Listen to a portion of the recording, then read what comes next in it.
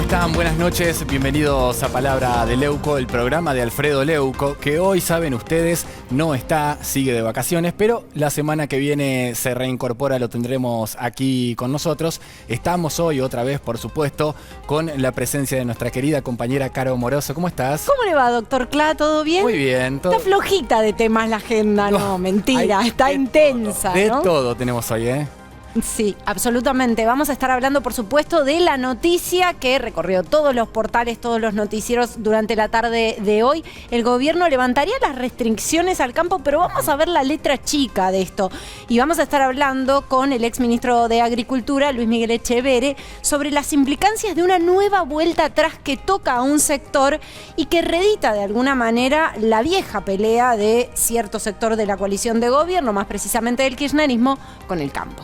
Hablando de idas y vueltas, ¿no? De vueltas atrás, ¿qué pasa con la vacuna Sputnik? Ayer Carla Bisotti decía, con una dosis por ahí alcanza y vamos a pensar eso, en hacer eso en los próximos días. Hoy Carla Bisotti desmentía a la misma funcionaria de ayer, diciendo, no, vamos a poner los dos componentes. Bueno, ¿qué está pasando con la vacuna Sputnik? Todas las dudas que hay alrededor, la falta de información, se lo vamos a preguntar a Sandra Pita, investigadora del CONICET, que en minutos va a estar con nosotros. Y también va a estar con nosotros Santiago Kovatlov, filósofo, intelectual, para analizar un poco esto. ¿Qué generan las idas y vueltas, la incertidumbre, el desconcierto de la población? Primero eran los focos de reunión de los jóvenes, ahora no señalemos a los jóvenes, las idas y vueltas en la comunicación del gobierno, el peso de la palabra también del presidente, el peso de la palabra de los funcionarios, algunos de los cuales se han convertido en referentes de la política sanitaria. De todo esto vamos a estar hablando con Santiago El Kovatlov. peso de la palabra, ¿no? Justo encima con uno de los filósofos más grandes, uno de los pensadores más lúcidos que tenemos en este país.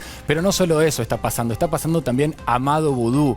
El kirchnerismo, que en algún momento lo tenía como un paria, lo tenía casi escondido, lo puso ahora como un mártir. De repente, todas las firmas van hacia la libertad de Amado Vudú, funcionarios, periodistas, actores, todos están pidiendo la libertad de Amado Vudú. Vamos a hablar aquí con, me parece, se lo vamos a preguntar a ella, pero la primera persona que en el Congreso levantó la mano y dijo, ojo, que Vudú y Chicone, cuando nadie sabía que era Chicone, ¿no? Chicone, una fábrica de hacer monedas. Hay algo ahí medio raro. Margarita Stolbizer está aquí con nosotros y en minuto también vamos a hablar con ella. Y también va a estar con nosotros un amigo de esta casa, Martín Tetaz, experto en temas económicos, para hablar de la otra pandemia. Porque claro, escuchamos números que duelen de lo que está haciendo la temporada de verano en algunos de los centros turísticos. 20%, 30% de ocupación. Números muy, muy malos en este inicio de temporada, con una situación sanitaria delicada y por supuesto tenemos que hablar de la otra pandemia. Las persianas que se bajan indefinidamente, el problema del empleo y todo lo que tiene que ver con la economía y la ausencia de un plan. Bueno, ya está en línea Luis Miguel Echeverre, ex ministro, productor en Rural. ¿Cómo le va, Echeverre? Buenas noches. ¿Qué tal? Buenas noches, ¿cómo andan? Bien, muy bien. Bueno, imagino ustedes además con esta noticia de último momento, analizándola, ¿no? Buscando los pormenores, una noticia que ya empieza a circular, todavía no es oficial, todavía no hay un comunicado oficial, pero bueno, ya voces oficiales empiezan a hablar de esta idea de volver atrás y sacar este cepo que había las exportaciones de maíz. ¿Cómo lo están analizando ustedes? Bueno, como bien decís, hay que esperar el comunicado oficial. Este gobierno nos tiene acostumbrados a las sorpresas, en el sentido de decir una cosa y hacer otra.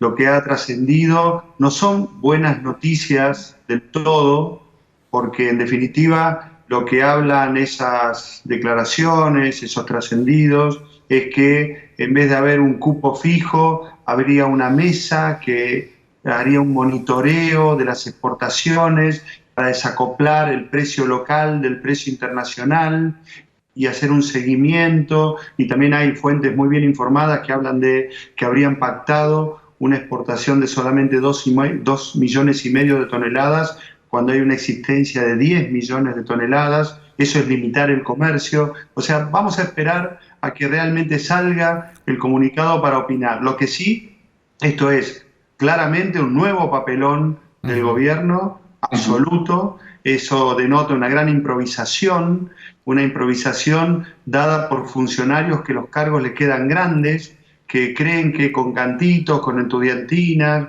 con eslogan o haciendo la B con los dedos se gobierna, y están demostrando que no, y está claramente que no es así. Ya llevan un año y permanentemente toman decisiones que las cambian a los 2 días. Así no hay país que aguante, no hay sociedad que aguante. O sea, eso hace llegar al hartazgo no solamente a los productores agropecuarios, sino a cualquier integrante de la sociedad. Incluso que un presidente de la nación, de un país que es referente a nivel mundial en la producción de alimentos, diga que la carne en Argentina vale lo mismo que en Alemania, cuando cualquiera sabe que en Alemania vale 5 veces más que nuestro país, y que gracias a que vale 5 veces más en Alemania podemos tener la carne a un valor accesible a la canasta familiar, realmente denota que ni siquiera los asesores del presidente están a la altura de las circunstancias. Ahora, Echeverre, es una resolución o una definición no deseable para el gobierno, porque de alguna manera hace mella en su autoridad. Digo, volver para atrás, como pasó en el caso Vicentín también hace ruido, ¿no? Bueno, entonces estaba pensada, estaba analizada exhaustivamente esta decisión. ¿A qué obedecen esta suerte de espasmo que parece estar reeditando una vieja pelea con el campo? A mi ver, obedece a una gran desorganización, porque también, no sé, a lo mejor coincidimos, a lo mejor no, pero para mí el gobierno en las elecciones, en la campaña, dijo, bueno, apóyenme a los diferentes referentes internos de la fuerza que está gobernando. Algo te voy a dar. Y bueno, a algunos les dio un ministerio, a otros una secretaría, una subsecretaría, a unos les dio aerolíneas, a otros les dio el INADI o les dio AISA. Y bueno, y no estaban preparados para asumir. Posiblemente fueron útiles para la campaña electoral, pero a la hora de gestionar no tienen conocimientos. Y se nota la impotencia, porque hacer cosas y recular, como decimos en el campo, las 48 horas, quiere decir que no saben para dónde van. A un año de gobernar, cada vez queda más evidente que no estaban preparados o los tomó por sorpresa el triunfo electoral del año pasado. No tenían equipos, no tenían políticas. A un año de estar en el poder queda perfectamente claro que no hay un plan, sino tirar cosas y a ver qué rebota. Y la verdad que los que estamos, digamos, los argentinos de a pie, no ganamos para disgusto con este tipo de gobierno, ¿no? Mientras tanto, estamos en la mitad del paro del campo, ¿no? Que iba a durar hasta mañana a la medianoche. ¿Qué van a hacer? ¿Qué están pensando en hacer? Bueno, hay que ver, eso lo van a decidir las entidades seguramente, y todos los productores autoconvocados que en este momento muchos de ellos están en las rutas. La verdad que un orgullo pertenecer al sector agropecuario, agroindustrial de la Argentina, muy valiente, que encara y enfrenta a los gobiernos autoritarios cuando tiene cosas para perder, o sea, cuando las cosas duelen, y en este caso nuevamente salió por la libertad, salió por la libertad de comercio, por la libertad de trabajo, por la libertad de poder invertir y poder recibir el fruto de esa inversión y de ese esfuerzo. Así que de esa manera, orgullo de eso, seguramente se consultará las bases de cómo seguir, pero ojo con la letra chica, porque por lo que sabemos, la cuestión viene un poco o bastante envenenada. Vamos a ver bien qué significa eso de que, bueno, la mesa de monitoreo, del acuerdo de no exportar, porque por ahí las cosas no se escriben, pero se hacen. Hay una cuestión que va a ser un testigo. Hasta ahora se vienen exportando diariamente unas 120.000 toneladas de maíz, unas 120.000 toneladas de maíz por día, con picos de 180.000 toneladas diarias. Bueno, veremos a ver qué se exporta a partir de mañana. Si son 30.000 o menos o parecido, bueno, alguien va a estar metiendo la mano. Si son arriba de 140, 150.000, va a querer decir que realmente el mercado está liberado. Muchísimas gracias, Echeverre, por este contacto con nosotros. Buenas noches, gracias. Buenas noches. Sí, ahora quedan muchas preguntas. Sí. Yo pensaba también, hoy fue noticia que Brasil se abría a otros jugadores, sí, ¿no? Otros exportadores de trigo en este caso, porque esto hace mella claro, en la confianza que genera la Argentina como proveedor ante el mundo, y acá estamos hablando de un aliado comercial clave como es Brasil. Me preguntaba Margarita, y la vamos a sumar a la charla sobre esto, ¿por qué tantos errores no forzados? O al menos eso parece, ¿no? Yo creo que Echeverri marcaba bien. Primero que nada, uno ve que es un gobierno con un nivel de mediocridad muy grande. Después, ustedes hacían referencia al antecedente de Vicentín. Vicentín, recordemos lo que fue esa presentación que hace el presidente de la Nación sentado al lado de una senadora por Mendoza, y no estaba ni el gobernador de Santa Fe ni el ministro de Agricultura. Se enteró por los medios el gobernador. Exactamente. Se reunió con el ministro de Agricultura, el gobernador y la empresa 2 días después, y ahí se dieron cuenta que habían metido la pata. Evidentemente es un gobierno con un nivel de mediocridad en su gabinete muy, pero muy grande. No es, digamos, no los exime de la responsabilidad porque sabían que iban a gobernar prácticamente desde el mes de julio o agosto, digamos, y por lo tanto debieron haber estado preparados. Pero el gabinete me da la impresión que no está a la altura, algo de eso creo que decía recién Echeverri. Y después que no se sabe a ciencia cierta quiénes son los que toman las decisiones, porque estamos hablando de decisiones centrales y no se sabe si el ministro de Agricultura sabía, si tomó parte de esa decisión, en muchas de las cosas. Y bueno, y si vamos al tema de las vacunas, que es el otro tema del día, como ustedes decían, nada menos que la viceministra de Salud anuncia una cosa un día siguiente y al otro día tiene que cambiar lo que había hecho. Fue un papelón realmente, un papelón. Creo que con alguna benevolencia y tratándose de un tema tan grave y tan sensible como la vacuna, no le estamos haciendo al gobierno los reclamos que le tendríamos que estar haciendo, porque todo esto genera mucha incertidumbre, pone a la Argentina en una situación de baja credibilidad frente al mundo, ¿no? Y a los argentinos, porque estas cosas nos afectan mucho hacia adentro. Hoy no nos olvidemos el nivel de deterioro que la institucionalidad tiene, la baja confianza social en sus instituciones, porque esto termina afectando a todos. Ya vamos a seguir hablando del doble comando, bueno, de un montón de cosas más con Margarita Stolbizer. Está en línea Sandra Pita, la saludamos. Sandra, ¿cómo estás? Buenas noches. ¿Qué tal? Buenas noches, ¿cómo están? Bien, muy bien. Bueno, veníamos hablando de esta ida y vuelta de la misma funcionaria, ¿no? Carla Bisotti diciendo ayer, estamos pensando en usar un solo componente de la Sputnik. Hoy la misma Carla Bisotti diciendo es necesario usar los 2 componentes, no retractándose, en ningún momento dice me equivoqué ayer, no, es necesario usar los 2 componentes, explicaba como si el error de ayer hubiese sido de alguien más. ¿Cómo ves vos estos idas y vueltas del gobierno en lo que tiene que ver con la vacuna? Bueno, es muy preocupante desde la decisión de usar una vacuna, de comprar una vacuna que está muy floja de papeles, hasta estas idas y vueltas que realmente no generan ningún tipo de confianza, ¿no? Porque cuando uno, para que la población acepte una vacuna, que en realidad todas estas son vacunas que están en etapas experimentales, pero que muchas de ellas ya tienen resultados como para decir, bueno, el beneficio que obtenemos con estas vacunas es superior al riesgo que corremos, que se puede llegar a correr por algún efecto adverso o por otra situación. Bueno, cuando uno tiene que generar esa confianza, tiene que haber una transparencia absoluta, tiene que haber datos, evidencia, justamente porque la comunidad científica, la comunidad médica, tiene que evaluar eso y es la misma comunidad científica y la misma comunidad médica la que va generando la confianza en los pacientes.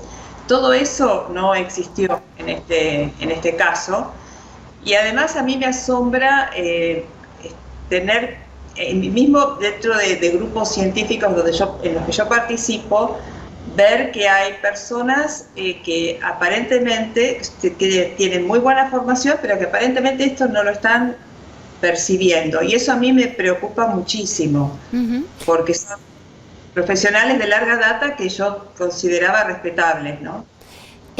¿Te preocupa, Sandra, que se haya ideologizado la vacuna? Porque digo, incluso hubo hasta cierto triunfalismo en ir a buscar la vacuna como un halo de épica o de relato frente a algo que no deja de ser el inicio, el puntapié inicial, digo, en muchos otros lugares del mundo se habló con una prudencia absoluta, incluso se manejó con mucha cautela la información que se le da a la población, porque es alimentar expectativas.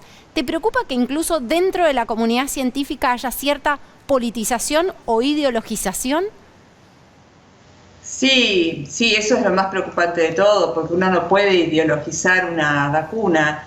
Ya desde el primer momento, si uno decía vacuna rusa, la aclaración era no, estás estigmatizando a los rusos. Y bueno, entonces uno decía, bueno, la vacuna del Instituto Gamaleya. Ah, pero entonces es un instituto que tiene premios Nobel, que en realidad no los tiene, pero no importa, porque eso sería lo de menos. Es decir, acá no estamos hablando de instituciones con premios Nobel.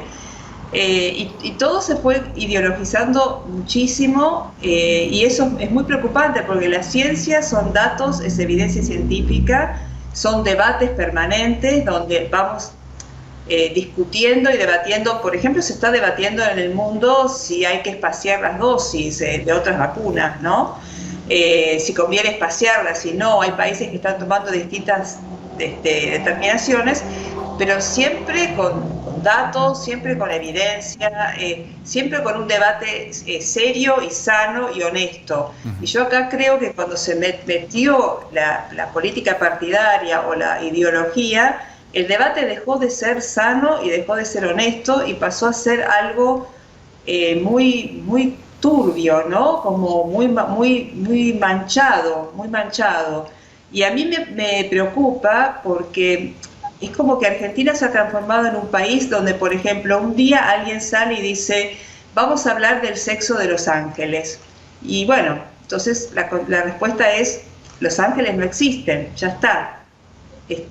Ahí ya queda cancelada, o el debate ya no se da. Y uno a la semana empieza a escuchar a gente opinando sobre el género de los ángeles. Y uno dice, pero si uno ya dijo que los ángeles no existen. Entonces se entra como en una espiral donde se empieza a discutir cosas bastante delirantes, claro, ¿no? Sí, pero eso es grave, y Sandra, me gustaría también cruzarlo a Santiago Kovatlov sobre esta última reflexión, porque me parece el pie perfecto para Santiago. ¿Cómo se hace para debatir de manera sana en un país donde se discuten o se relativizan los hechos? Bueno, buenas noches. Buenas noches. Es un gusto estar con ustedes y escuchar a Sandra también. Creo que si uno repasa lo que ella dice, está evidenciando que la politización de la ciencia termina desbaratando el valor de la verdad que produce la investigación. La investigación tiene que estar al servicio de la coherencia respaldada por la experiencia. Una hipótesis se desarrolla de tal manera que los resultados de la investigación que se lleva a cabo evidencian verdades que no están sujetas al punto de vista de un interés sectorial, sino que contribuyen al conocimiento de la realidad. Ahora, cuando uno no quiere conocer la realidad, la inventa. Aquel dicho famoso de Locke, si la realidad no coincide con mis palabras, peor para la realidad. Pues bien, es esto lo que estamos viendo, que el desprecio por la ciencia solo responde a la necesidad de asegurar el poder político al precio del conocimiento fundamental que en una circunstancia como esta, cuando prepondera esa actitud demagógica, no queda más remedio que concluir que se está jugando con la vida de la gente para poder sostener el poder al precio que fuere. Es decir, que el costo ético de lo que ella está describiendo es gravísimo, porque está diciendo, o ustedes ponen la verdad al servicio de lo que me importa, o renuncian a la investigación y al conocimiento. Un país que procede de ese modo no tiene porvenir, solo tiene pasado. Y que tanto en lo que ella ha dicho, como lo que manifestó Margarita Stolbizer, como lo que dijo Luis Miguel Echeverre, prepondera una misma preocupación, que es la de un discurso errático, que prueba que lo impulsivo, lo improvisado, puede más que lo reflexivo y que la responsabilidad de gestión. Sandra, este discurso... Perdón. No, por favor, termina. Solo quería decir esto, que improvisar no es gestionar. Por lo tanto, ¿qué es lo que estamos viendo? Una política espectral, sin programa, sin proyecto, que concibe el poder como la expresión primordial del predominio de un sector que ni siquiera tiene argumentos para respaldar a quien le brindó el poder. La única que no miente aquí es Cristina Fernández de Kirchner. Ella sí dice lo que quiere, pero lo que quiere no se ve necesariamente expresado por lo que el presidente hace. Por lo tanto, el golem desobedece a quien lo creó. Sandra, te quería preguntar, de acuerdo a lo que decía Santiago de la gestión, ¿cuáles los datos que vos tenés? ¿El gobierno está escondiendo información a la oposición y a los periodistas que se la piden?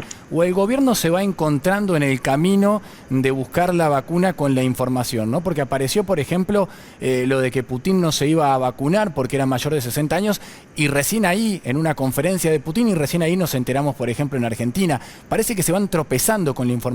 ¿Qué datos tenés vos? Es difícil decir eso porque, por ejemplo, esa información yo la teníamos varios días antes, desde principios de diciembre o antes se sabía que la vacuna todavía no había sido autorizada para mayores de 60. Entonces a mí me llamó la atención que simplemente por los dichos de Putin ellos se enteraron. Entonces uno no termina de entender si realmente ellos se van tropezando o si saben y no dicen. Y yo lo único que puedo hacer es suponer que las dos cosas son posibles, que quizá hay un mix de ambas cosas, una desesperación por hacer algo y por traer una solución, por traer vacunas antes de que se terminara el 2020, pero honestamente no sabría decirlo con certeza, son suposiciones mías, ¿no? Ahora, son suposiciones en dos escenarios distintos, ¿no? Uno es el desconocimiento, digamos, cierto grado de impericia a la hora de recabar la información exhaustiva para luego comunicar a la población, y en otro caso es la mera especulación política. Pero en cualquiera de los casos, y lo vuelvo a sumar acá a Santiago, se degrada la palabra. ¿Cómo se recompone eso? Porque si algo necesita un gobierno en un momento como este, es confianza. Mire, la palabra solo puede ganar confianza cuando es sostenida mediante dos mecanismos básicos, que son la coherencia y el poder de persuasión. Sin coherencia, el poder de persuasión se transforma en demagogia. ¿La coherencia qué es? Es la capacidad de consensuar un criterio con todos aquellos que, mediante su apoyo, permiten refrendarlo como el mejor camino para poder expresar un enunciado determinado, una idea determinada, una convicción determinada. Entonces, ¿cuándo se devalúa la palabra primordialmente? Básicamente cuando es simulación y siembra el desencanto que las contradicciones producen. Yo te odio, por eso te quiero, es una contradicción difícil de soportar. Pero el gobierno no tiene responsabilidad discursiva. Y esto no es simplemente una referencia a la retórica, es una referencia a la relación entre ética y enunciación. Decir la verdad es persuadir mediante la coherencia y los elementos probatorios de que se dispone. Si no se procede de este modo, la palabra es simulación. Qué difícil, Santiago, pensaba convencer al gobierno de esto, porque acusan de generar desconfianza a aquellos que ponen en dudas algunas cuestiones. Sandra Pita genera desconfianza para el gobierno. Margarita Stolbizer, cuando critica al gobierno, para el gobierno genera desconfianza en la sociedad. Ahora, convencerlos a ellos, que ellos son los que tienen que generar confianza, es muy difícil, ¿no? Pero, por supuesto, un gobierno autoritario no tiene sentido autocrítico. Una de las pruebas de la condición autoritaria del gobierno es la incapacidad de concebir su propio discurso como un discurso que debe ser puesto a prueba a través del intercambio con otras opiniones. Entonces, el gobierno no es que no puede ser persuadido porque no hay argumentos, ya está persuadido de su propia certeza, es dogmático, es intransigente, y la vicepresidenta de la Nación es la expresión consumada de una certeza dogmática. Claro, pero en este camino, y a mí acá sí me parece importante también el rol que puedan tener referentes de la oposición, y por eso la quiero sumar a Margarita para que me responda a la siguiente pregunta, es ¿qué pasa cuando ese relato va en línea con la fundamentación de un avasallamiento o un avance hacia una de las instituciones más caras de una democracia republicana, que es la justicia? Yo diría, por un lado, el tema de la justicia tiene que ver con un objetivo claramente planteado en el gobierno y en particular en la persona de la vicepresidenta, que es la búsqueda de su impunidad, en realidad. Pero yo agregaría todo lo que estoy escuchando tan interesante de Santiago y de Sandra. Yo siento en ellos, ¿por qué no hay esa necesidad o esa búsqueda de persuasión sobre otros? Porque en realidad la coherencia se basa en el entendimiento de que el otro es un igual, y ellos parten de una concepción totalmente distinta, que es la de su propia superioridad.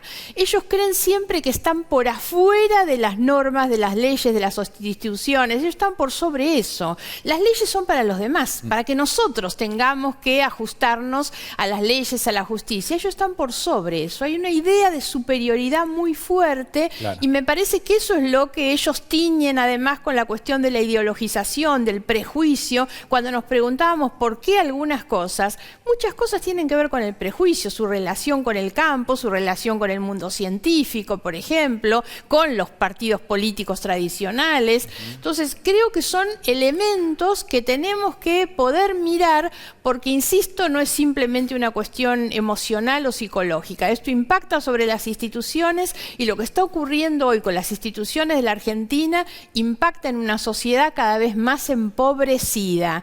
Atrás del deterioro de las instituciones, de la pérdida de confianza, de la corrupción, lo que existe sin ninguna duda es cada vez menos inversión, menos empleo y más pobreza. El enriquecimiento que han tenido muchos funcionarios del kirchnerismo es directamente proporcional al empobrecimiento que la Argentina ha tenido en los últimos años. Santiago, hoy Axel Kicillof hablaba, por ejemplo, ¿no? Hablando de esto, de que el periodismo siempre le busca el pelo al huevo, como si ese no fuese, ¿no? Parte el trabajo. Claro, básicamente descubrió el trabajo del periodismo, ¿no? Pero como una crítica lo decía él. ¿Qué opinión te merece? Bueno, volvemos a un ejemplo más de lo que significa el destino errático del enunciado del gobierno. Fíjate, repasemos para entender cómo Kicillof es un eco más de una actitud profundamente antimoderna. Se está contra la Constitución y contra la justicia porque intenta imponer un concepto de ley que se basa en la igualdad del derecho y del deber para todos los ciudadanos y que responde a la necesidad de investigar los delitos para ver si tienen consistencia o no. ¿Qué hace frente a la justicia? Declara que no hay hechos. No hay hechos. El campo no es parte del desarrollo de la nación, sino un enemigo del pueblo. ¿La ciencia qué es? Y la ciencia es una investigación que, si no es funcional al poder de turno, es fundamentalmente algo que pone en peligro el desarrollo del poder. Estamos en una nueva Edad Media. Si yo tuviera que caracterizar como lo dijo Fernando Iglesias, por otro lado, si yo tuviera que caracterizar al populismo, te diría que es el auge de un pensamiento prerrevolucionario en plena modernidad. Prerrevolucionario en el sentido de la Revolución Francesa. Son pautas profundamente antimodernas las que rigen al populismo. Y tanto el gobernador de la provincia de Buenos Aires, como el presidente de la Nación, como el ministro de Agricultura, como quienes manipulan o intentan manipular la justicia, son hombres que vienen del pasado con el proyecto de reinstalar el pasado. Detestan el progreso porque el progreso se basa básicamente, creo yo, está basado en la posibilidad de consensuar criterios y políticas de mediano y largo plazo que se conviertan en políticas de Estado, donde el pluralismo es la condición de posibilidad del acuerdo. Todo lo que implique acuerdo con el otro en tanto no es como uno, es riesgoso para sustentar cualquier autocracia. Y me parece a mí que en eso estamos. Desgraciadamente no corremos el peligro de que este gobierno nos lleve hacia el futuro. No, nos va a llevar de vuelta hacia el pasado. Recordemos lo que dijo Borges. El peronismo tiene por delante un gran pasado. Bueno, sí, es esa, como alguien lo llamó la utopía regresiva, ¿no? La idea de que eso, ese futuro brillante es en realidad la recuperación de un pasado.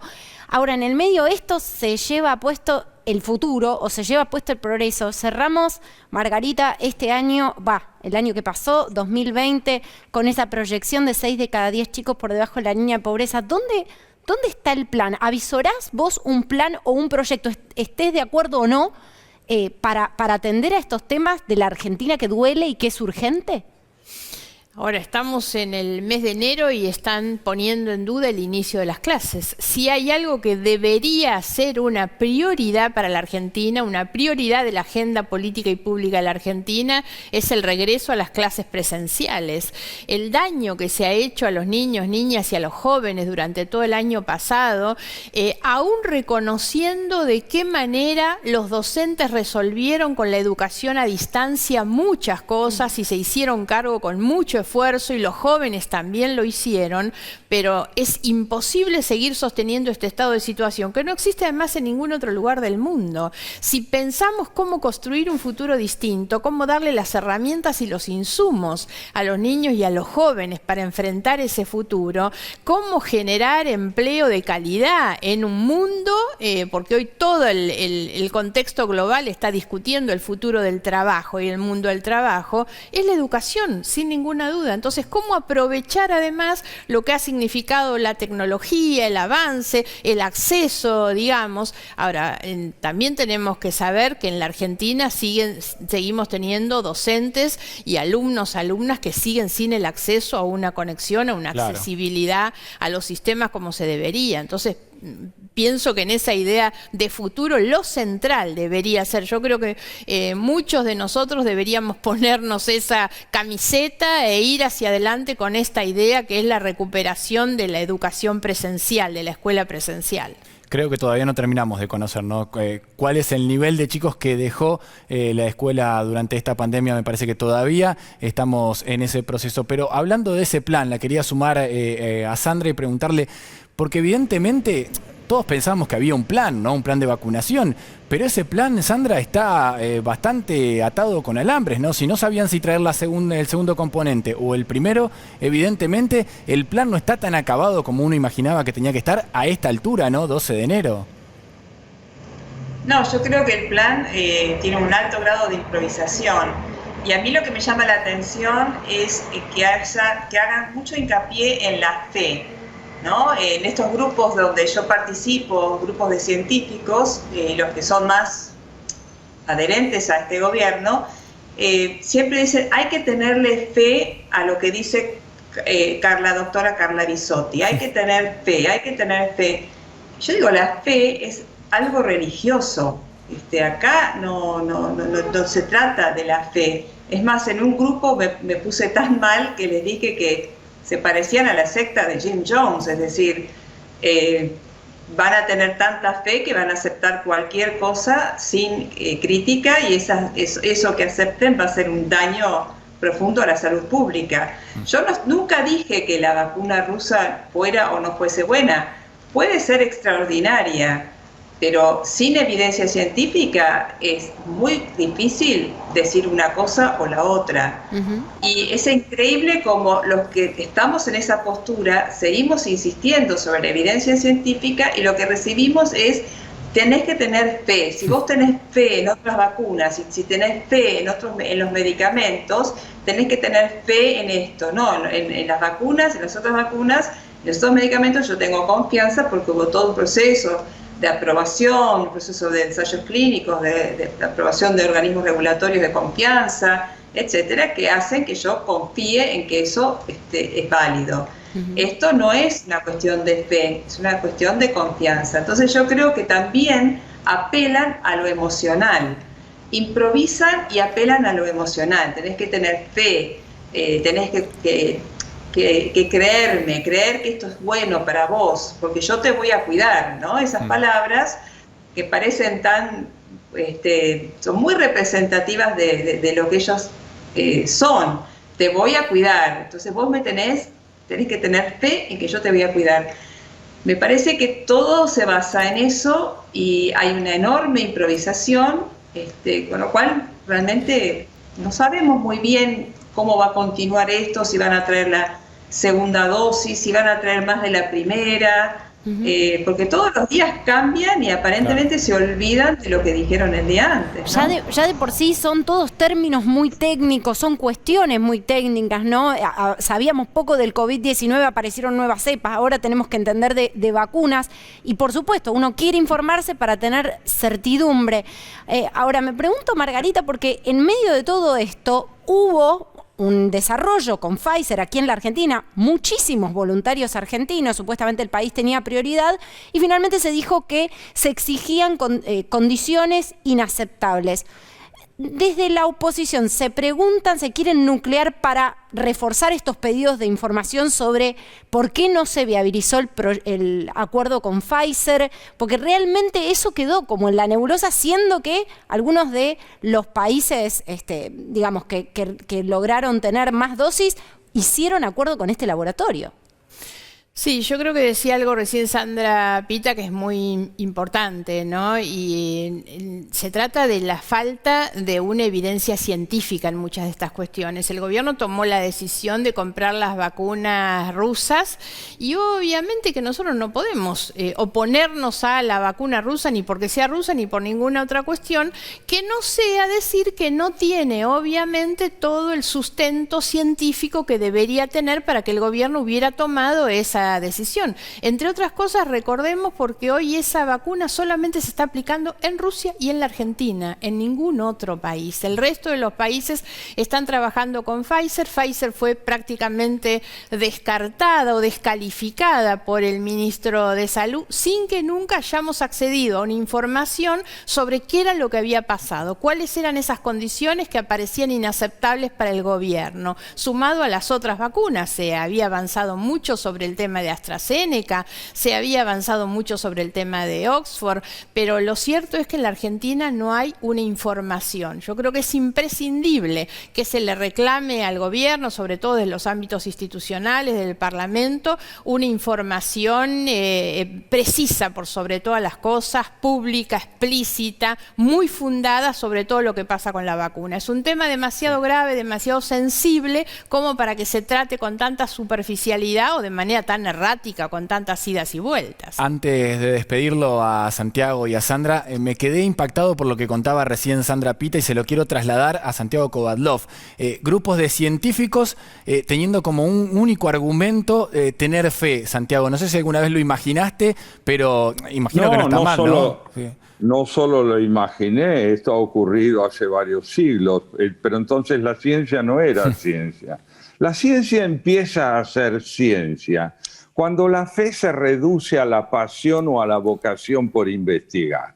Ahí uno tiene que tener fe. Uno es un científico, entonces tiene fe en su vocación, se consagra a ella, pero no confunde nunca la consistencia de la pasión que lo impulsa a investigar, la consistencia de la pasión que lo impulsa a investigar, con la consistencia de quien, no dando pruebas de que le asiste la verdad, debe ser acreedor o merecedor de una confianza que compromete a la ciencia.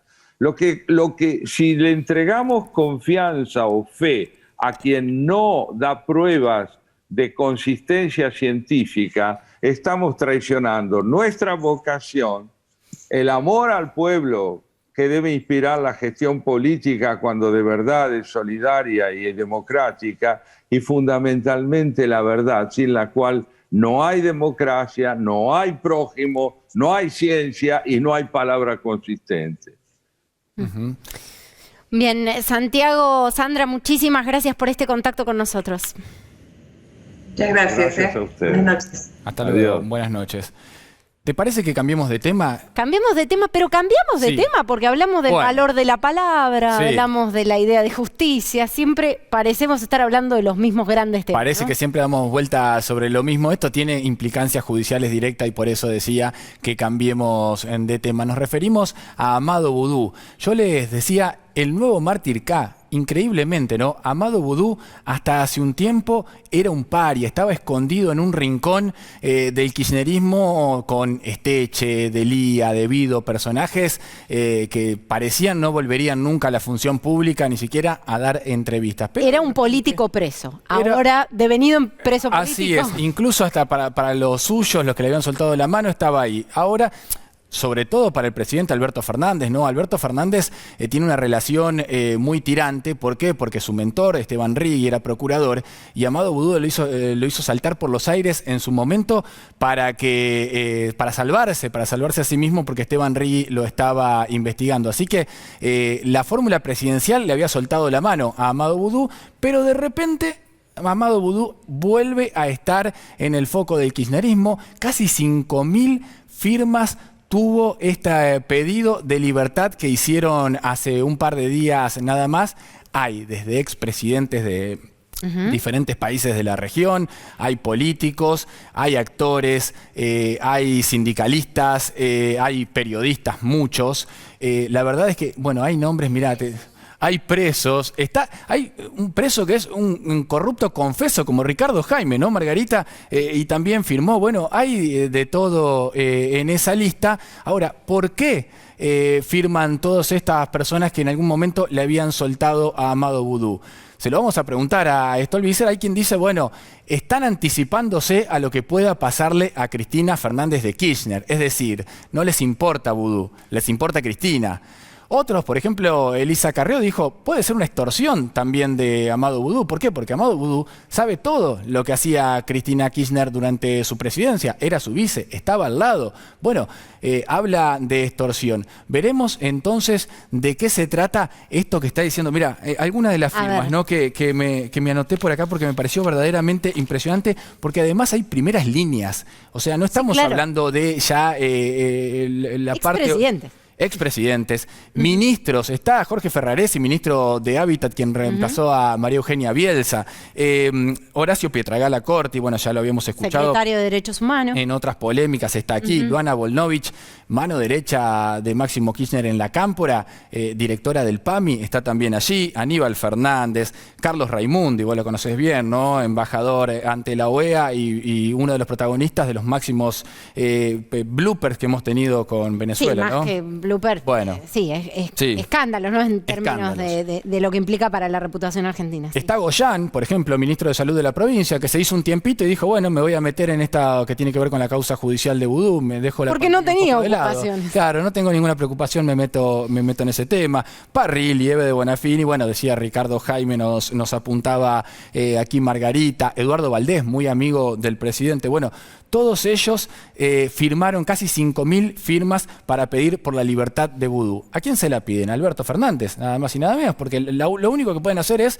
buscar el indulto. Así que directamente es un pedido al presidente que están haciendo. Pero mientras tanto, la defensa de Amado Vudú se colgó del asunto, dijo, mirá, si nos está yendo tan bien, somos tan populares. Bueno, ya anunciaron que antes de que termine la feria van a avanzar con la apelación para que Vudú no vaya a prisión, a pesar de estar absolutamente condenado. 17 jueces trataron el caso de Amado Vudú, pero quieren que siga en prisión domiciliaria. Pero además dijeron, estamos preparando una demanda porque vamos a ir a la Corte Interamericana de Derechos Humanos a presentar el caso de Amado Vudú. No imagino que tengan demasiada suerte, pero bueno, envalentonados con este furor Vudú, van a ir hacia allí. Ahora, les quiero mostrar una placa para que vean lo que dice la defensora de Amado Vudú, Graciana Peñafort. A ver. Me pareció absolutamente extraño, quiero compartirlo con ustedes, Habla de esta prisión domiciliaria que tiene y la vuelta a la cárcel que pide el juez obligado. Dijo Peñafort, en abril el juez dijo que no era necesario mortificar a un condenado y a su familia con el cumplimiento de una pena. ¿Por qué cambió de criterio? Por la presión mediática, dice ella. Me llamó mucho la atención esto, Margarita, de mortificar a un condenado. O sea, básicamente lo que hace un juez es condenar a una persona y la tiene que mandar a prisión. ¿Qué pretendía? Estamos viendo además que las condiciones de detención de Amado Boudou no son precisamente una mortificación para el condenado, ¿no? Sí. Está viviendo en una mansión de lujo, en condiciones realmente de lujo, muy lejos de lo que debería ser, algo a lo que me refería antes, que es ese tratamiento de igualdad ante la ley, ¿no? Me parece que hay que tener en cuenta también estas cuestiones, porque atrás de todo esto, no nos olvidemos que antes de la solicitada, ahí está la mansión donde vive, antes de la solicitada hubo a fin de año una marcha, que era no solamente... Claro, Navidad sin presos políticos. Exactamente. Y creo que hay que leer todo esto, como ustedes decían, como una cuestión mucho más de fondo, que tiene que ver obviamente con las causas que involucran a Cristina Fernández. No se trata solamente de Amado Boudou. Amado Boudou ha sido tomado obviamente como una bandera, a él le sirve y a muchos le sirve. Otro de los firmantes es Debido también, sí, claro. Que es otro de ellos. Yo no sé si a ustedes les parece, si me permiten, yo quisiera hacer una pequeña secuencia de lo que es la causa, digamos. Para que me corrijas si no es así, ¿fuiste la primera que en el Congreso levantó la mano y dijo, acá hay una fábrica de monedas y Boudou se está quedando con eso? Sí, en realidad, primer antecedente, Boudou siendo ministro de Economía hace constituir esa sociedad de Olfan a Van den Broele, que era un hombre que él desconocía su amistad y sin embargo él vivía en el departamento de Van den Broele y Van den Broele pagaba las expensas del DEL o algo por el estilo, digamos, y la todo muy regular, quedó totalmente probada. Él y Núñez Carmona, que es el otro condenado también en la misma causa, arman esa sociedad de Olfan que consigue un contrato extrañísimo con la provincia de Formosa, de Gildo Infran, para hacer nada menos que la renegociación de la deuda de la provincia de Formosa con el Ministerio de Economía de Amado Boudou. Hacen una renegociación para lo cual no hacía falta una sociedad, una empresa privada, digamos, que era un sello de goma y nada más, que emite la factura 1, evidentemente no tenía... Era la factura 3 porque habían anulado la 1 y la 2. Le hicieron mal la 1 y la 2 y dijeron, bueno, la 3 no salió bien. No tenían ningún antecedente, pero hacen una renegociación de una deuda, creo que era de algo de 300 millones, y ellos terminan cobrando, si no me equivoco, algo de 7 millones de pesos en concepto de comisión, digamos. Claro. En esa comisión que lo cobra de Olfan, hay también un director del Banco de Formosa que va a la ventanilla en momentos de no se podían hacer operaciones en dólares. Alrededor de Olfan siempre hay operaciones en dinero en efectivo en las cajas de los bancos, y un director del Banco de Formosa se presenta a él y cobra parte de ese dinero directamente. Esa sociedad de Olfan es la que se utiliza con posterioridad para llevar a cabo esta suerte de extorsión, como se ha definido en la causa judicial, para que Boudou y Núñez Carmona, a través de Van den Broele, se quedaran con la fábrica del dinero. Y este es otro tema que hay que entender, la enorme gravedad que esto tiene, porque no era una imprenta que imprimía formularios o papeles con membrete, imprimía los billetes, el dinero. Sumado a esto, lo que muestra la causa Chicón desde un comienzo es el entramado de relaciones mafiosas y corruptas como parte de un sistema instalado del que participaban muchas estructuras del gobierno. Era el Banco Central, era la Casa de la Moneda, era el Ministerio de Economía, era la FIP, era Defensa de la Competencia, una cantidad de funcionarios y de organismos involucrados, y eso es lo que a mí me despertó la primera luz de alarma, cuando la Casa de la Moneda decide no imprimir y decir que no pueden imprimir y van a contratar. Claro. Ahora, Margarita, además también fallaron, y vamos a decir fallaron porque por no pensar o al menos poner entre signos de pregunta alguna idea de connivencia, esto salta también por testimonios particulares, gente que con valentía, Laura Muñoz, por ejemplo, se anima a denunciar en un contexto totalmente adverso, ¿no? También hay que decirlo, no es que salta por un mecanismo de control del Estado. ¿no? Exactamente. Yo tengo muy presente, si no me equivoco, principios de febrero, era el primer programa de La Nata en Radio Mitre, y él hace una entrevista conmigo y una entrevista con Laura Muñoz, donde, cuando todavía este tema no estaba en ningún lugar, y ahí Laura Muñoz dice, Van den Broel es el testaferro de Amado Vudú, ¿no? Entonces, creo que todo ese circuito, porque recordemos también que la imprenta termina consiguiendo nada menos que imprimir las boletas del Frente para la Victoria en la elección en la que participaba Vudú, y después consiguen también un negocio millonario para los billetes, por supuesto, ¿no? Ya te voy a preguntar si era Vudú o era Néstor, pero antes te quiero sumar dos datos que me parecen impresionantes. Margarita Stolbizer decía una prisión de lujo donde está hoy Amado Vudú. Veíamos las imágenes, yo quiero que juzguen ustedes a través de lo que dice la descripción inmobiliaria de esa casa. 4 pisos. A ver si te convence para ir a vivir, Caro, ¿eh?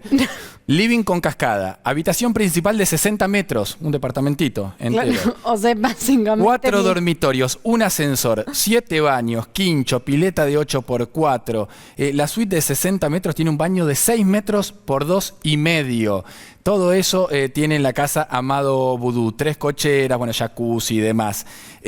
Paga, según reveló hoy Infobae, 40.000 pesos de alquiler a una mujer empresaria que es aportante de la causa de la campaña del kirchnerismo. Barato parece, ¿no? Para todo lo que 40.000 pesos. Así es. Y la pregunta que nos hicimos, y esto es información exclusiva, ¿cómo se mantiene hoy Amado Vudú? Bueno, tiene el alquiler de un departamento, tiene su pensión por vicepresidente, pero escuchá este dato que hasta ahora no era conocido. Su mujer, Mónica García de la Fuente, es asesora en la Cámara de Diputados desde marzo del 2020, con categoría A3. O sea, que cobra un sueldo mensual de 120.000 pesos brutos y está afectada al bloque del Frente de Todos. Es decir que tan mal no le fue a Vudú con el Estado porque tiene su pensión de algo más de 300.000 pesos, más el sueldo de su mujer por ser asesora de la Cámara de Diputados de Nación.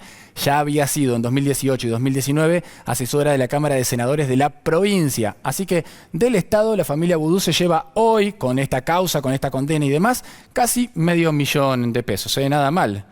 No, nada mal. Ahora, me preguntaba recién y pensaba en una frase que nos daba ayer en TN Central Mario Negri, y para ver también, Margarita, si comparte esta percepción. Como que detrás de esto quizás hay un esfuerzo por anestesiar, y con esto me refiero a, si pasa Vudú, con tantas confirmaciones por parte de la justicia, porque aquí no estamos discutiendo una preventiva, no, acá estamos discutiendo un condenado, digamos, claro, la situación de una persona condenada. Triple condena, triple instancia, tiene esta condena de la Corte, ¿no? Exactamente, una triple condena. Ahora, como si la intención fuera anestesiar, bueno, vayamos con el caso más grave o más obvio y después avanzamos. ¿Coincide en esta apreciación? Y es posible que así sea, ¿no? Tiene, por eso digo, un enorme valor simbólico el tema Vudú. A mí me llama la atención la marcha, como decía, de fin de año, la solicitada. La gente que acompaña hoy a Vudú, yo digo, son los sinvergüenza. Porque sinceramente acompañar a un delincuente como todo el mundo sabe que lo es, como la justicia ha dicho en esa triple condena que lo es no tener vergüenza de nada. Es casi como un acto de provocación, que es decir, sí, lo banco y qué. Y tiene que ver también con algo que marcaba antes, esa idea de la superioridad que ellos tienen, ¿no? Llegar a bancar a Vudú, que ha sido triplemente condenado, es muy, pero muy grave, ¿no? Yo le decía recién, hay que entender también la secuencia completa de lo que pasó, porque en el 2011 Cristina Fernández termina eligiendo, premiando a quien era su ministro de Economía, ya sabiendo, porque todas estas cosas de las que hemos hablado hasta ahora, ya se conocían, la investigación ya se había iniciado y Cristina decide ungir a Amado Vudú como su vicepresidente. Y esto voy un poco a la pregunta, Carlos, que vos te hacías. El negocio de los billetes era un negocio negocio de Néstor, pensado por Néstor. En realidad el kirchnerismo construyó durante sus gobiernos lo que yo le he llamado un modelo de poder, que tiene varios pilares. Dentro de esos pilares está la obra pública, está el juego, está el petróleo, están los medios de comunicación, estaba la efedrina en su momento, y otro de los pilares de construcción de ese modelo de poder termina siendo en la cabeza de Néstor Kirchner quedarse nada menos que con la fabriquita de los billetes. Y empieza ese negocio porque lo que tenía además Néstor Kirchner era muy dividido todos esos pilares y esos negocios entre distintas personas. Había distintas personas que manejaban eso, no eran los mismos. Y esto lo hace con Vudú. La muerte de Néstor Kirchner termina truncando ese negocio para él, y entonces el negocio continúa. Conociendo toda esta situación, por eso muchas veces ha habido una discusión, incluso entre periodistas y políticos, sobre si Cristina estaba o no al tanto de los negocios de Néstor Kirchner. Cristina fue parte siempre, han tenido una sociedad económica, no solo conyugal, muy fuerte, y entre esas estaban todos los negocios que Cristina da continuidad después de la muerte de Néstor Kirchner. Y uno es eso, y lo consagra de tal manera cuando lo pone a Vudú como vicepresidente de la Nación, sabiendo toda esta situación. Estaba pensando qué difícil construir poder para el gobierno actual, ¿no? Teniendo estas miradas tan contrapuestas, porque se cree Alberto Fernández, bueno, lo fue, ¿no? Lo hizo público, fue tan crítico de Amado Vudú, pero el kirchnerismo le viene pidiendo esto. ¿Es posible gobernar con este doble comando? Bueno, yo en realidad no me gusta, por ahí no comparto mucho de eso, porque me parece que es un acto de concesión al presidente que creo que no hay que hacer. El presidente no es una víctima de esta situación, no es una víctima de un doble comando. Desde el momento en que la señora de Kirchner, en un acontecimiento inédito en el mundo y en la historia, que es que el vicepresidente nomina a su candidato a presidente, se estableció sin ninguna duda un acuerdo, una serie de condicionamientos. No lo nombra ella de la noche a la mañana porque le gustaba cómo hablaba Fernández. Y Fernández acepta nada menos que ser el presidente de la Nación, el hombre de la lapicera, sabiendo que eso implicaba una cantidad de condicionamientos que son los que estamos viendo. Porque todo lo que hemos visto durante el año pasado en materia judicial, que es altamente peligroso, es tan peligroso o mucho más en la boca del presidente que de ningún otro. Los otros hasta pueden ser descalificados, cuestionados. Ahora, el presidente es el que ha dicho públicamente, ha afirmado de su puño y letra la existencia de causas armadas para perseguir opositores. Que el presidente de la Nación diga eso es un acto de presión sobre la justicia tremendo, tremendo, un atentado contra la independencia de la justicia, muy, muy grave. Y esto lo ha hecho el presidente. Cuando el presidente manda el proyecto de la reforma judicial, que en definitiva la reforma, la propia Cristina Fernández dijo, no es la reforma que nosotros queremos, porque era una creación de cargos y no otra cosa, pero en los considerandos de ese proyecto el presidente habla de las causas armadas para perseguir. Y tengamos claro, porque eso es lo que repite la solicitada, no hay causas armadas, no hay presos políticos, lo que hay son investigaciones judiciales de crímenes, delitos muy graves de corrupción que se cometieron por parte de funcionarios del kirchnerismo. Ahora, también, Margarita, porque en todo el entramado que es la coalición de gobierno también han hecho concesiones otros ultracríticos. Sergio Massa, gobernadores.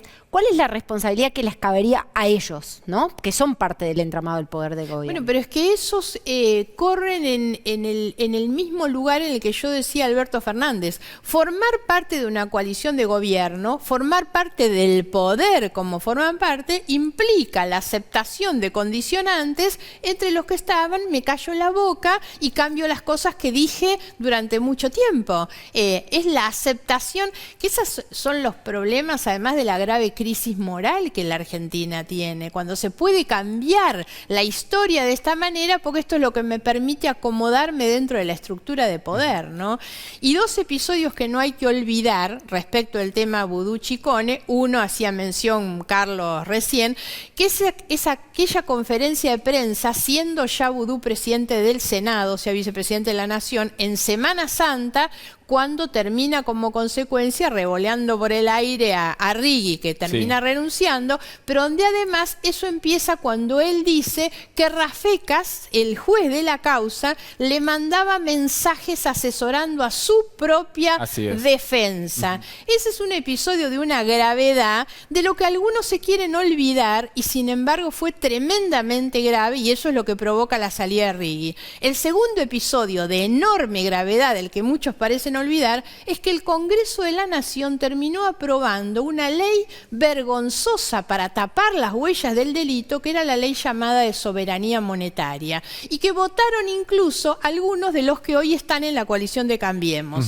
y votaron sin embargo esa ley. Vergonzosa, vergonzosa, una ley del Congreso, y recordemos que esa ley, que lo que determinaba era la expropiación de la Chicone, terminó en la nada. Nadie fue a cobrar nunca esa expropiación, ¿no? Nos tenemos que ir al informe de Carolina, pero no quiero dejar de preguntarte en pocos segundos nada más. Imagino que vas a jugar en política este año, si va a ser cerca de La Baña, de Juntos por el Cambio, el partido GEN, ¿hacia dónde va en estas elecciones? Con seguridad La Baña no. La Baña no. No, por supuesto. Pero nosotros somos un partido que lo que queremos, por supuesto, es formar parte de la discusión de la Argentina.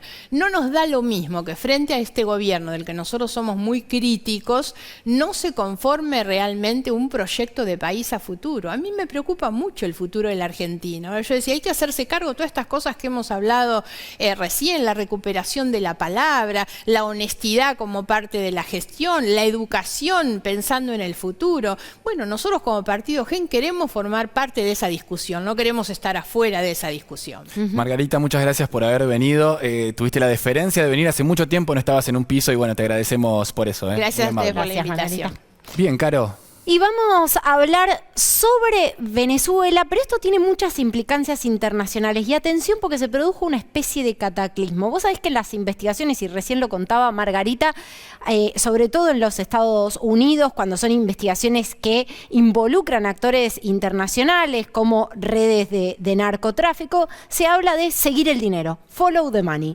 Bueno, atención, porque en Cabo Verde, el 12 de junio pasado, fue detenido Alex Saab. Es el presunto testaferro de Nicolás Maduro, señalado por el gobierno de los Estados Unidos. Se dispararon las alertas. Alex Saab iba a negociar por la compra de algunos insumos para la pandemia, insumos para el gobierno de Venezuela.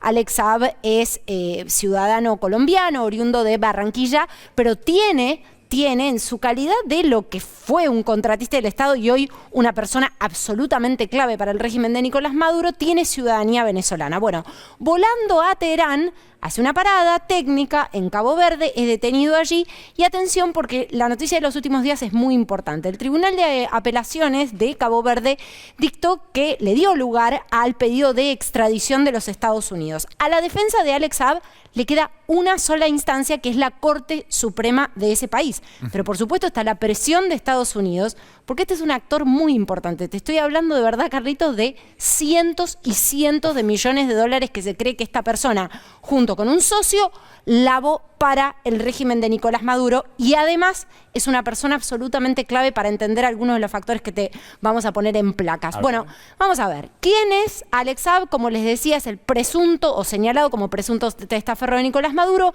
Se lo acusa de ser el principal operador financiero del chavismo. Atención con los lazos internacionales, porque esto de verdad es un cataclismo. Le dio inmunidad diplomática al régimen y llamó a que se lo respeten en su calidad de ciudadano venezolano y de agente, escuchar la palabra, agente del gobierno bolivariano de Venezuela. El propio canciller venezolano, Jorge Arriaza, se tuvo que referir a la detención de Saab. Él tuvo en su poder el manejo de algunos programas muy, muy importantes dentro del régimen. ¿Qué información puede aportar? Primero te puede dar más datos sobre la ingeniería financiera del régimen y la red internacional de posibles complicidades. Y acá atención, porque hay una crisis humanitaria en el medio. Hay además un régimen, una dictadura como la de Nicolás Maduro, acusada de crímenes de lesa humanidad. O sea que la implicancia de la complicidad en el vaciamiento de las arcas del Estado venezolano puede ser realmente muy grave para actores fuera de Venezuela. Absolutamente. La corrupción es escandalosa en todos lados. Ahora, cuando la ves en lugares como Venezuela, donde ves las imágenes, bueno, que vos habitualmente nos traes, es todavía peor, ¿no? Es todavía, pero además fíjate, ¿qué negocios llevaba esta persona? Bueno, a ver, esta persona llevaba el negocio de las cajas CLAP, ¿no? Las cajas de distribución, de abastecimiento de alimentos para un país que, según los datos de la Encuesta Nacional de las Condiciones de Vida, Carlitos, tiene el 96% de su población por debajo de la línea de pobreza, ¿no? Entonces, la distribución de alimentos, que por supuesto es un mecanismo de captación de lealtades y de disciplinamiento, lo dijo el propio Diosdado Cabello, no lo dice Carolina Moroso, el que no vota no come, dijo en las últimas fraudulentas elecciones que impulsó el régimen. Bueno, el negocio de las cajas CLAP, un negocio multimillonario donde además hay acusaciones de que se trajeron productos de bajísima calidad nutricional. Entonces, ¿qué pasó con el dinero que fue adjudicado allí? Alex Saab. Negocio de construcción de viviendas. Alex Saab, de hace muchísimo tiempo que este hombre es contratista y que además maneja nexos, repito, del régimen venezolano con otros países y con otros aliados a nivel internacional. Por eso es muy importante esta figura. Y atención, porque si se termina confirmando la extradición de Alex Saab, que es de sumo interés para el gobierno norteamericano, recordemos que el año pasado el Departamento de Justicia norteamericano le puso precio a quien pueda aportar información y llamó de narcoterroristas a la cúpula del régimen, incluido a Nicolás Maduro, con lo cual hay mucho interés en que esta persona aporte información a la justicia norteamericana. Atención con lo que puede pasar, porque siguiendo el dinero podría estar la justicia norteamericana, si se concreta la extradición de Cabo Verde a los Estados Unidos, muy cerca de destapar también la red de lealtades y de complicidades internacionales del régimen de Nicolás Maduro. Ojalá el gobierno viera este informe, ¿no? Capaz que cambiaría algo, o no, la relación que tenemos con Venezuela. En minutos nada más, Martín Tetaz y la economía. ¿Terminó la cuarentena, la economía? ¿Arrancó o no? Bueno, se lo vamos a preguntar en minutos. Corte y seguimos en Palabra de Leuco.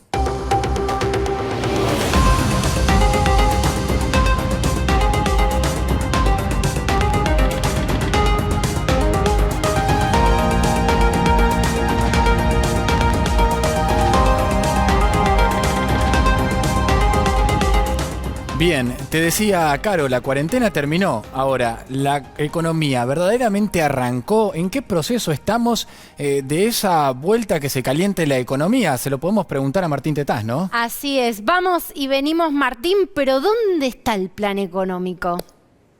¿Qué tal, Caro? ¿Qué tal, Carlos? Gracias por la invitación. No, el plan económico no está y hay muchas incertidumbres para el año que viene porque había un plan hasta que habló Cristina el 18 de diciembre en La Plata. Ese plan esencialmente era un plan bastante ortodoxo, era ordenar un poco el desastre que había generado la cuarentena. Ustedes piensen que el gobierno tuvo que emitir 2 billones, con B larga, 2 billones de pesos para financiar el déficit fiscal de la cuarentena. Esto fue lo que le costó al gobierno parar la economía durante varios meses y realmente no lo podía pagar. Entonces había muchas dudas sobre cómo iba a reducir el déficit de este año, qué pasaba si seguía emitiendo, a cuánto se iba la inflación, a cuánto se iba el dólar. Y bueno, el gobierno, la verdad que desde octubre en adelante había mostrado bastante seriedad en el tema. Incluso el propio Tesoro le había devuelto plata al Banco Central de parte de la plata que le habían prestado, pero habló Cristina, y cuando habló Cristina dijo que la economía en Argentina funcionaba distinto que en el resto del mundo, que acá había que bombear a la demanda y para bombear a la demanda había que recuperar salarios, jubilaciones y que los precios había que controlarlos. Y entonces eso parece bastante poco probable en un escenario donde se aceleró la inflación, chicos. Terminamos el año con una inflación que en el último trimestre corre a una velocidad de más del 50%, 51%, y eso es muy difícil entonces en un año en el cual ni las jubilaciones ni los salarios van a crecer a esa velocidad el año que viene. Entonces, realmente viene muy complejo el año y hay encima mucha incertidumbre con respecto al COVID. Claro. ¿Otra vez van a cerrar todo? ¿Qué va a pasar? Claro, estaba pensando justamente en eso, ¿no? En la incertidumbre que genera si sos empresario. Bueno, ni que hablar de los productores rurales. Qué difícil intentar producir algo en un país donde las reglas no son claras, ¿no? No, ni hablar. Hoy hubo un poco una marcha atrás del gobierno, ¿vieron? Respecto al tema de la cuestión del campo, donde el gobierno dijo, bueno, fue una locura esto de prohibir las exportaciones, también fue una locura esto de querer volver a los ROE, a los permisos, que eran muy discrecionales, que se prestaban para actos de corrupción, que traían la memoria de las épocas de Moreno. Bueno, el gobierno dio marcha atrás en esa medida, aparentemente, y hay una solución del conflicto con el campo. Es una buena noticia dentro de todo, pero realmente el contexto es un contexto donde no hay ninguna certidumbre, chicos, para adelante. No está la certidumbre del COVID y tampoco está la certidumbre de cuáles son las reglas de juego que quiere que el gobierno que haya en la economía, con los productores, con la inflación, con los distintos problemas de la economía. Ahora, pensaba recién, no hay certidumbre y claro, la marcha atrás en una acción como esta, ¿no? Y además con un actor tan importante como el campo, no es gratis, genera desconfianza. Y digo, pienso en el trabajador, en el que sale todos los días, en el que no sabe si su pyme lo va a seguir empleando. ¿Qué tipo de respuestas tiene? Más allá de la asistencia cuando la situación ya es asfixiante, digamos, ya no se puede más o la persona no se puede mantener a flote. ¿Cuál es la solución para la reactivación del empleo? Es que ni siquiera tiene esa garantía, Caro, porque vos fijate que en el presupuesto de este año el gobierno no contempló la posibilidad de un nuevo ATP o de una nueva o de un nuevo IFE. Directamente dio por terminada la pandemia, digamos. La ley de presupuesto de este año da por terminada la pandemia. Bueno, estamos viendo los casos, ya no hablamos de la segunda ola en marzo o abril, ya estamos viendo los casos que empiezan a crecer ahora nomás. Y la verdad que no hay un plan B. Cuando el gobierno plantea cerrar, parte de las limitaciones y de las razones por las cuales el decreto del gobierno de esta semana fue tan lavado, fue un decreto tan lavado respecto de si se iba a cerrar o no la famoso toque de queda, tuvo que ver con que del otro lado del mostrador el gobierno no puede poner nada. Entonces vos no me podés decir a mí que, sobre todo el empleo informal, chicos, el empleo informal, hubo una caída del empleo informal del 40% en lo peor de la pandemia, se perdieron 4 de cada 10 puestos de trabajo y en la última medición que tenemos todavía había 2,5 puestos perdidos cada 10, 25% del empleo informal perdido. Entonces los salarios que caen, el empleo informal que cae, sesgado mucho en contra de las mujeres, encima que tuvieron que quedarse en las casas cuidando a los chicos y perdieron la posibilidad de ir a trabajar. Realmente es un escenario, el escenario con mucha incertidumbre. Digamos, la única cosa que podría, entre comillas, salvarnos, ¿no? Que Dios quiera que le salga bien, que la peguen, es el tema de la vacuna. Si la vacuna funciona, pero hablábamos con Rubinstein hace un rato más temprano y nos decía que en el mejor escenario, si todo anduviera bien, el esquema de vacunación recién se completaría para la segunda mitad del año.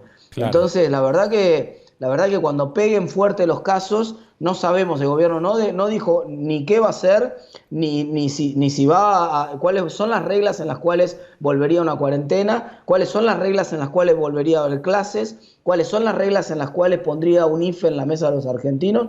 No, el gobierno no da ninguna certeza y creo que es un poco la incertidumbre que preocupa a todos. La mirada de algunos empresarios hacia el exterior, ¿produce un daño real en la economía o es una nota de color, ¿no? Pienso en, por ejemplo, Uruguay, que cada vez da más beneficios. Ahora en estos días hay un nuevo beneficio para los nuevos residentes, los que se van a Chile y demás. ¿Eso es un daño real para la economía o es una nota de color que hacemos nosotros?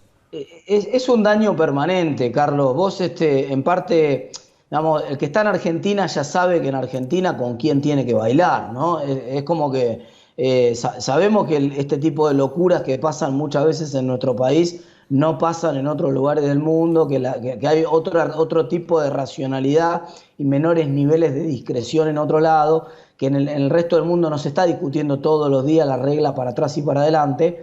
Pero también esto es cierto que es parte de Argentina. Cuando uno habla con cualquier empresario de la Argentina, que son sobrevivientes, prácticamente lo que te dicen es, mirá, yo no te pido ser Chile, ser Uruguay, ser Colombia, te pido que simplemente dejen de poner palos en la rueda al que trata de producir en la Argentina, que nos dejen hacer las cosas como sabemos. Es básicamente lo que te piden los productores, ¿no? En este escenario donde esencialmente, y con esto te cierro el argumento, fíjate vos que si algo quedó confirmado después de lo que pasó este año con los últimos datos de actividad económica, es que lo que hizo pelota la economía no fue la pandemia, sino la cuarentena. Porque la economía se cae 26% entre los meses de marzo y abril, cuando no había casos, no había pandemia en Argentina, y recupera y queda casi en el mismo nivel que tenía antes, sube 27% en los 6 meses siguientes, cuando se produce la mayoría de los contagios. Entonces, evidentemente el gobierno no tiene un plan en un escenario donde haya un rebrote y una segunda ola. Ahora, Martín, la semana pasada justamente hablábamos de ese artículo, esa nota de opinión absolutamente lapidaria en el Wall Street Journal, donde básicamente se hablaba de que el plan de Biden o el lazo que Biden quería hacer estratégico con la región tenía muy pocas chances de éxito regionalmente, pero en particular en la Argentina. Tenía menos chances aún en la Argentina, justamente porque es un país donde se discute todo de cero. ¿Cómo se enmienda el daño reputacional de la Argentina cuando dimos muestra de que discutimos el derecho de propiedad, de que discutimos el mercado, discutimos las reglas básicas de cómo se genera inflación, ¿no? Que si emisión monetaria sí genera, que sí. Incluso hay del otro lado de la biblioteca quienes niegan el efecto que esto puede tener o lo relativizan en la inercia inflacionaria. ¿Cómo se recompone o se arma una reputación de un país que genere algo de confianza? Es una respuesta de la política más que de la economía. Cuando exista una construcción política que eche por tierra los caprichos de sectores del gobierno que quieren volver a rediscutir el rol de la propiedad privada en la Argentina, que quieren volver a discutir si lo tuyo es tuyo o hasta qué punto. Digamos, voy a decirlo con nombre y apellido. Hay un sector político que tiene un proyecto político concreto, que es Máximo Kirchner 2023, que es un sector político que quiere volver a la Constitución del 49 en Argentina, que es un sector político que abiertamente se manifiesta en términos de que están a favor de hacer una, entre comillas, revolución en la Argentina que discutiría la propiedad de la tierra, y que cuando tienen la posibilidad o hacen la pantomima de ir a tomar una porción, una parcela de tierra, siembran perejil a la sombra de un eucalipto, ¿no? Claro. ¿Crees que este año, Martín, y con esto te despedimos, puede haber cierta reactivación económica? Es un año electoral, teniendo en cuenta eso, por ahí puede haber más dinero en la calle. ¿Crees que puede ser así? Mirá, va a haber lo que va a haber este año es un efecto estadístico interesante que se llama efecto arrastre estadístico, y que esencialmente lo que quiere decir es que en el promedio este año la economía argentina va a estar más arriba que el promedio del 2020, aunque no crezca nada. Claro. O sea, aunque no crezca nada, como fue una V corta prácticamente la recuperación de la actividad económica hasta fin de año, vos te vas a comparar contra lo peor de la cuarentena. Entonces, si la economía, mira, te voy a dar un dato, que hoy sacaba la cuenta para un informe que estaba escribiendo de unos clientes. Si la economía no crece nada en diciembre, enero, febrero, marzo, abril, mayo, junio, julio, no crece nada en los próximos meses, ya le gana. El dato estadístico va a ser que en el segundo trimestre, y ese dato estadístico se va a conocer en plenas elecciones, se va a conocer en septiembre, el dato estadístico va a ser que la economía creció en el segundo trimestre del 2021 12,1%. Claro. 12,1%. O sea, como vas a estar comparando contra lo peor de la cuarentena, te va a dar que aunque no crezca en realidad la economía nada en los próximos meses, el dato va a ser que en el segundo trimestre la economía creció 12,1%. Uh-huh. O sea que no es parámetro, deberíamos analizarlo también en relación a cómo evoluciona la situación. Claro. Y sobre todo esto que decís y que marcás, Martín, tiene un efecto en los indicadores sociales, los que nos duelen, los que cada X cantidad de meses tenemos que repasar y tenemos que decir que son peores, ¿no? Absolutamente. Muchísimas gracias, Martín. Gracias a ustedes. Abrazo grande. Bueno, un corte más, pero todavía nos queda un poquitito de palabra de Leuco.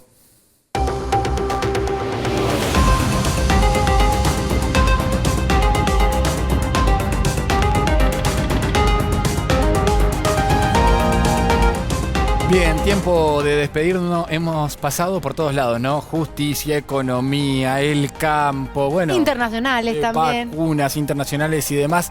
El martes que viene aquí va a estar otra vez Alfredo Leuco. Caro, muchísimas gracias por todo. Muchísimas gracias. Sos un crack, doctor Crack. Vos yo siempre hago ese juego y a él no le da risa el chiste. Me parece hilarante. Muchísimas gracias a Alfredo Leuco por la generosidad de convocarnos. Bueno, nos vemos nosotros el martes que viene a las 22. Adiós, chau, chau. Chau.